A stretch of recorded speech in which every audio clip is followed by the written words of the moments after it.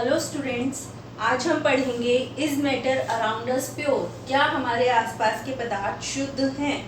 तो हम देखते हैं कि हमारे चारों तरफ अनेक प्रकार के पदार्थ हैं।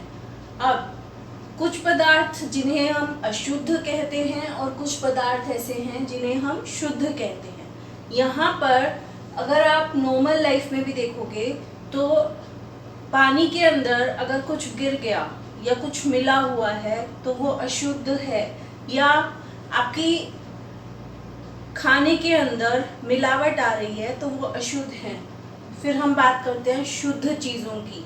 शुद्ध पदार्थ दो प्रकार के हैं, तत्व और यौगिक। शुद्ध पदार्थ वह पदार्थ हैं जिनके अंदर कोई भी मिलावट नहीं होती और विभिन्न प्रकार के रासायनिक प्रकृति के कण हैं अशुद्ध के अंदर, जैसे मिट्टी, वायु। और शुद्ध पदार्थ में एक ही रासायनिक प्रकृति के कण हैं, जैसे लोहा और तांबा।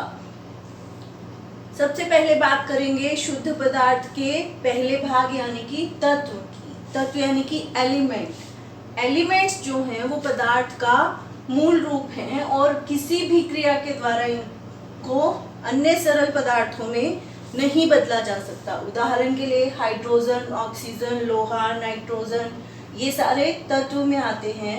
और तत्व तीन प्रकार के हैं, धातु, अधातु और उपधातु। Metal, non metal and metalloids. सबसे पहले यहाँ पर बात करेंगे धातुओं की। धातुओं के गुण। धातु हम अपनी नॉर्मल लाइफ में यूज करते हैं, जैसे लोहा है, सोना है, चांदी है, तांबा, पीतल, ये सभी क्या हैं? धातुएं। पीतल एक मिश्र धातु है। यहाँ धातुओं के गुणों की बात करेंगे। सबसे पहले अगर आप देखोगे कोई भी धातु चमकीली है, उसके अंदर अपनी एक चमक होती है, यानी कि लस्ट्रस है, सुचालक है, हीट और इलेक्ट्रिसिटी की कंडक्टर है, यानी कि ऊष्मा और इलेक्ट्रिसिटी को अपने अंदर से पास होने देती है। फिर तनय यानी कि डक्टाइल, यानी कि उसकी तारें, उसको खींचा जा सकता है और उसकी तारें बनाई जा सकती हैं।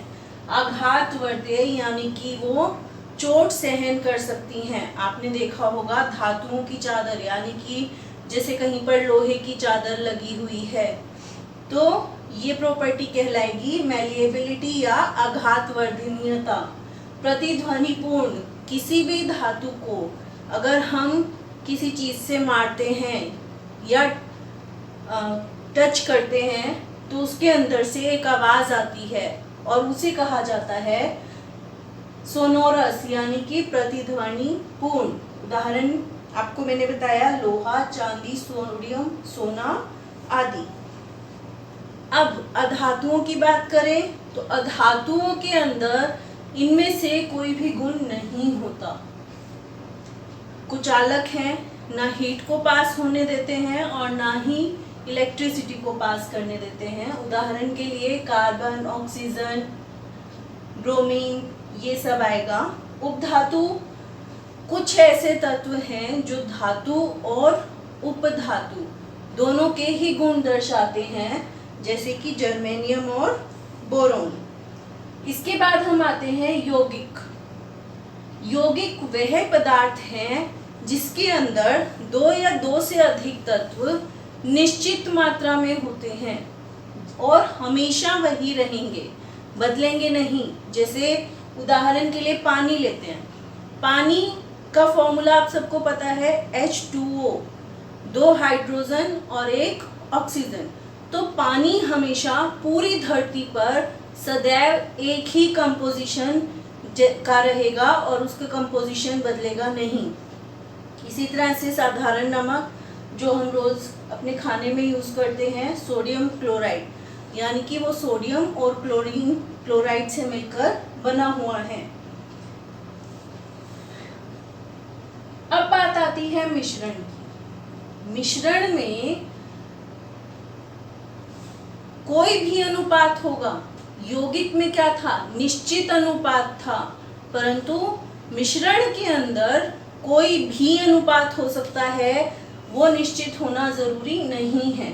जैसे जल में नमक का घोल पानी, 1 गिलास पानी लिया, उसमें नमक थोड़ा सा डाला, फिर उस नमक को और बढ़ा दिया, या वायु में गैसों का मिश्रण। घटक पदार्थों के गुण यहाँ पर मौजूद रहेंगे। 2 प्रकार के मिश्रण हैं हमारे पास, समांगी मिश्रण और विषमांगी मिश्रण, यानी कि होमोजेनस एंड हेट्रोजेनस मिक्सचर्स। सबसे पहले होमोजेनस यानी कि समांगी मिश्रण की बात करेंगे, और यहाँ पर हम देखेंगे कि 2 या 2 से अधिक अवयव हैं, पर इसके कण इतने छोटे हैं कि हम उसे अपनी आंखों से नहीं देख सकते। और कण क्योंकि बहुत छोटे हैं तो ये नीचे भी नहीं बैठेंगे और इनके कणों में अंतर नहीं किया जा सकता। जैसे पानी के अंदर आपने नमक घोला, तो क्या आप पानी और नमक के कण को अलग अलग बता पाओगे? नहीं बता पाओगे। इसी तरह से मिश्र धातुएं भी एक उदाहरण है। इसका साइज 10 नैनोमीटर से भी छोटा है, इनके कणों का साइज। इनमें से प्रकाश सीधा गुजर जाता है और ये टिंडल प्रभाव नहीं दिखाएंगे, कण नीचे नहीं बैठेंगे। अब बात आती है विषमांगी मिश्रण की, यानी कि हेट्रोजेनस मिक्सचर्स की। इसमें भी 2 या 2 से अधिक अवयव हैं, पर कणों का साइज जो है वो थोड़ा बड़ा है और अलग अलग करके उनको हम देख सकते हैं। जैसे तेल और पानी का मिश्रण है, अगर एक ट्रांसपेरेंट ग्लास के अंदर हम पानी और तेल इकट्ठा डालें तो तेल अलग हो जाएगा और पानी अलग रहेगा। इसके बाद आता है विलयन। विलयन यानी कि ट्रू सॉल्यूशंस। विलयन को 2 भागों में विभाजित किया हुआ है। विलायक यानी कि सॉल्वेंट, जिसकी मात्रा अधिक होगी, और विलेय यानी कि सोल्यूट, जिसकी मात्रा कम होगी। नमक और जल का मिश्रण, उसे हम एक सॉल्यूशन बोल सकते हैं। क्यों? यहाँ पर विलायक जो है वो जल है और नमक क्या है? विलेय है। जितना ज्यादा विलेय विलायक में होगा, उस सॉल्यूशन यानी कि विलयन की सांद्रता और कंसंट्रेशन उतनी ही ज्यादा होगी। अगर हमने मान लो 1 चुटकी नमक डाला पानी के अंदर, तो वहां पर सांद्रता यानी कि कंसंट्रेशन नमक की उस पानी में बहुत कम है, पर जैसे ही हमने उसमें बढ़ाना शुरू किया तो एक टाइम ऐसा आएगा जहां पर नमक पानी में घुलना बंद हो जाएगा और आपको ग्लास में नीचे नमक दिखना शुरू हो जाएगा। इसका मतलब ये होगा कि वह नमक का जो सॉल्यूशन या विलयन है वो अपनी कंसंट्रेशन पॉइंट पर पहुंच गया है और उसके आगे उसमें नहीं घोला जा सकता। पर अगर हम उसी पानी को गर्म करना शुरू कर दें, यानी कि उसका तापमान बढ़ाना शुरू कर देंगे, तो उसके अंदर और नमक घुलना शुरू हो जाएगा। पर जैसे ही रूम टेम्परेचर पर आएगा पानी, फिर से क्या होगा? नमक फिर से हमें दिखना शुरू हो जाएगा। अब इसी तरह से मिश्र धातुएं हैं। मिश्र धातुएं विभिन्न प्रकार की धातुओं से मिलकर बनी हुई हैं। जैसे पीतल है, स्टील है। पीतल के अंदर 30% जस्ता और 70% तांबा होता है। समांगी मिश्रण है और अलग अलग इनको किया जा सकता है। निलंबन की बात अगर करें तो निलंबन जो है विषमांगी मिश्रण है। सस्पेंशंस, आपने देखा होगा दवाई की जो शीशी है, छोटे बच्चों को दवाई पिलाते हैं, उसमें डॉक्टर जोर जोर से उसको हिलाने के लिए बोलता है। क्यों बोलता है? क्योंकि उसके कण थोड़े बड़े हैं। दवाई के कण कैसे हैं? थोड़े बड़े हैं और उसको पानी में घुलने में वक्त लगेगा। पर कुछ दिन के लिए आप उस दवाई को रख दो तो उसमें पानी अलग हो जाता है और दवाई जो के कण जो हैं वो सारे के सारे नीचे बैठ जाते हैं। इसलिए निलंबन को क्या कहेंगे? अस्थाई। कोलाइडल विलयन की बात करते हैं। कोलाइडल के अंदर कण समान रूप से फैले हुए हैं। इसके कण ना बहुत छोटे हैं सॉल्यूशंस की तरह और ना ही बहुत बड़े हैं सस्पेंशन या निलंबन की तरह, पर मीडियम साइज के हैं। उदाहरण के लिए दूध। अब ये कण ना तो नीचे बैठेंगे, पर जैसे सॉल्यूशन ने अपने अंदर से लाइट को पास होने दिया और सस्पेंशन या निलंबन ने क्या किया, अपने अंदर से लाइट को पास नहीं होने दिया, पर कोलाइडल विलयन में ऐसा नहीं होगा। यहाँ कणों का साइज इतना है कि प्रकाश की किरणें जैसे आई उनसे टकराएंगी और अपने रास्ते से दूसरे रास्ते पर चली जाएंगी और प्रकाश की किरण को, सीधी किरण को वो कण क्या करेंगे, फैला देंगे।